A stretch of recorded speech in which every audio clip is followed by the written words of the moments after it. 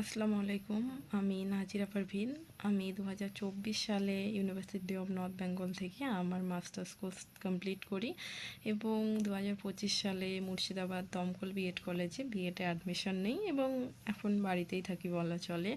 তো আমি একটা ছোট্ট টিউশন করি, তো সেখানে যারা বাচ্চারা পড়ে তাদের থেকে আমার একটা তাদের গল্প বলবো, মানে তাদের থেকে পাওয়া একটা শিক্ষা বলবো, সেটাই শেয়ার করছি।